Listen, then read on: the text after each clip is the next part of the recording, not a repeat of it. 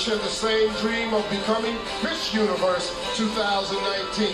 10 of them are about to move one step closer to achieving that dream right before your very eyes. This is the moment. Let's meet our top 10. Starting with our first finalist, USA.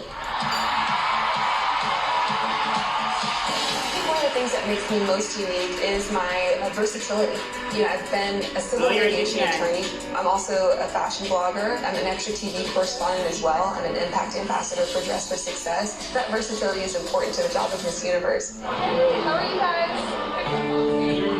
If I won the title of Miss Universe, my platform would expand incredibly.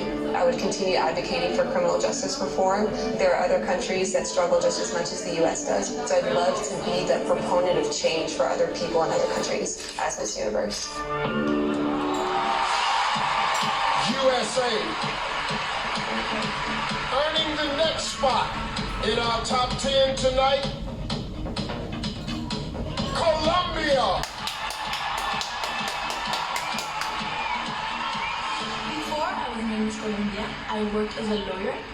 What got me into law was the decision to work for my country. That as a lawyer, as Miss Colombia, as a human being, as a woman, I have a passion towards my country, towards seeing it flourish, towards seeing it prosper. Right now in Colombia, we're getting together to claim for our rights. People are taking the streets, people are striking, people are asking for better opportunities in life, for better education, for less corruption, for equality. But if I was to be Miss Universe, I would go back home and I would try to unite my people. Colombia. Also moving on to the next round, Puerto Rico.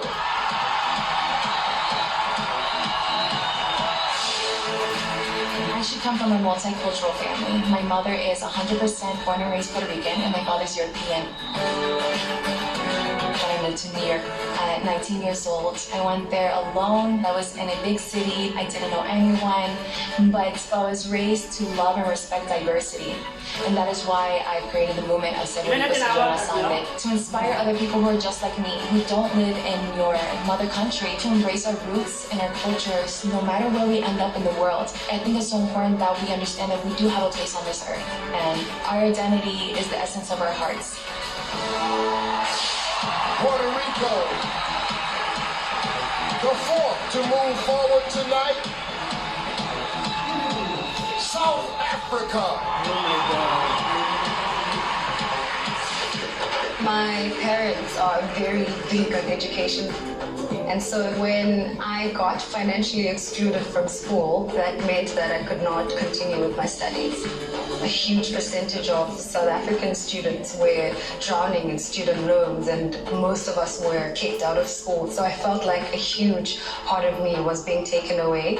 But when one door closes, another door opens. After being out of school for a year, I was able to learn a lot of things about myself, but also through Miss South Africa and through modeling, I was able to go back to school again and graduate. South Africa.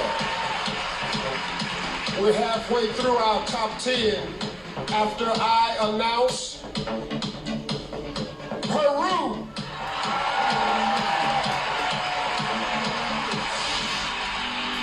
Lo que más me apasiona es encontrar ese potencial que tengo en mí para poder ayudar a otros, porque no hay nada más bonito que ayudar y estar en servicio.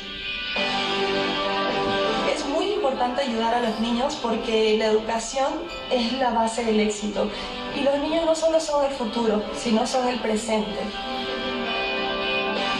Por eso yo siempre he creído de que si apoyamos a los niños, podremos construir una sociedad mejor, porque depende de ellos de que el mundo sea mejor.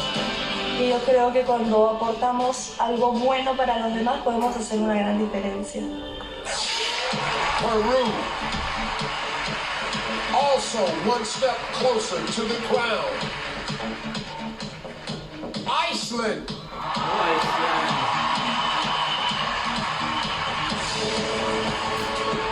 My name is Birta Bíba Þórhallsdóttir, and I grew up on a farm in Iceland. When I started to compete in Miss Universe Iceland, I didn't even think about the fact that I didn't look like any of the girls that won before me. It was pointed out to me people did not want me to win, or they would not vote for me because I didn't look Icelandic. So being able to stand up and open the discussion about how important it is that we do not all look the same was something that made this competition worthwhile to me, and it's something that made me want to win. Iceland. The next contestant moving forward, France. Mes parents m'ont toujours bien conseillé, surtout ma mère. Elle m'a toujours dit de profiter de la vie, de donner le meilleur de moi-même. Depuis très longtemps maintenant, je suis très engagée dans la lutte contre le cancer du sein. C'est une cause qui me touche énormément. Ma mère a eu un cancer du sein il y a maintenant quelques années. Et ma maman va très bien aujourd'hui.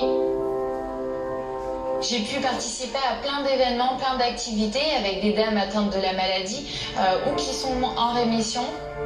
On essaie de leur apporter un peu de joie dans leur traitement. France. The 8th contestant entering the next round, Indonesia. Oh my God. I am one of the youngest contestants here. I'm only 20. I was actually one of the youngest Miss Universe Indonesias that has been ever crowned. That's something that probably sets me apart. I started my own foundation called Voice for the Voiceless. We raise awareness of the issue that 75 million Indonesian kids don't have birth certificate. A birth certificate can actually really help a child's life to get health care, education, protection, and future employment. It's an issue that doesn't just affect my country, but the whole world. Indonesia. 2 spots left. Philippines in the na! finals. 1 goes to Philippines! Thailand. Oh my God, Thailand. As a kid, I had a little nickname. I was a little doctor because I loved helping other people. After I won Miss Universe Thailand, that's when I realized that, hey, there's actually a different path, a different way that I can help other people. I am able to help flood victims or to We Are One, my art project. It gave me an opportunity to help people on a larger scale. Just seeing them happy, just seeing them give me back a smile, that for me is my reward.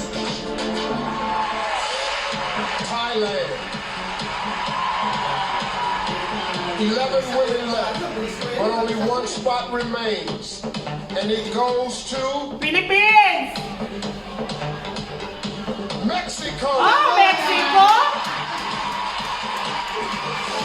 I'm a writer and a speaker. Hindi pa pumasok ang Brazil! About how to use science Oh my God. into empowering people around the world. I used to read books that my father introduced me to, different kinds of books about science, metaphysics. I give speeches around the country trying to explain the importance of emotional and mental health. And I just gave my first TED Talk in Tijuana. If I can use my life for really inspiring people,